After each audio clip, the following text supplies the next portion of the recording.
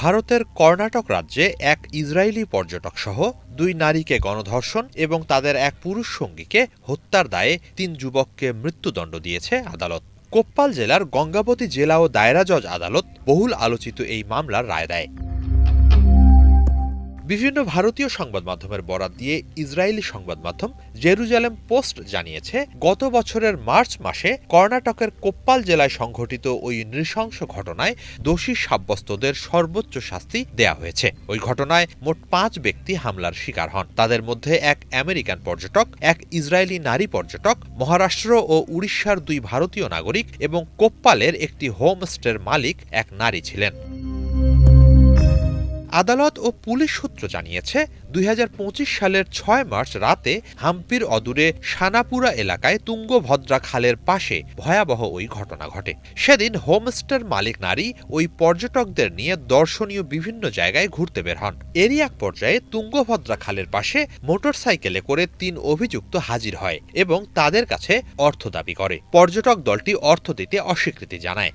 এরপর বাকবিতণ্ডায় পরিস্থিতি ক্রমশ উত্তপ্ত হতে থাকে এবং সংঘর্ষে রূপ নেয়। সংঘর্ষকালে আসামিরা পর্যটক দলের 3 পুরুষ সদস্যকে খালে ফেলে দেয় এবং 2 নারীকে গণধর্ষণ করে। পুরুষরা যাতে খাল থেকে উঠে আসতে না পারে সেই উদ্দেশ্যে তাদের লক্ষ্য করে পাথর ছুড়তে থাকে আসামিরা। এতে একজন ঘটনাস্থলেই প্রাণ হারান। রাষ্ট্রপক্ষ জানিয়েছে, আমেরিকান পর্যটকের সহায়তায় এক পুরুষ প্রাণে বাঁচলেও অপরজন খালে ডুবে মারা যান।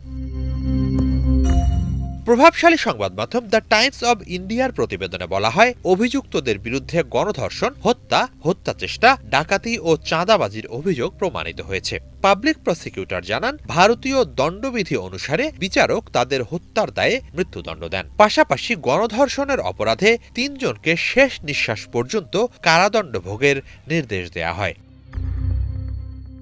মামলার শুনানিতে আদালত এই অপরাধকে বিরলতম বলে অভিহিত করে। বিচারক রায়ে জানান, পর্যটকদের ওপর এ ধরনের জঘন্য হামলা ভারতের ভাবমূর্তিকে ক্ষুণ্ণ করেছে।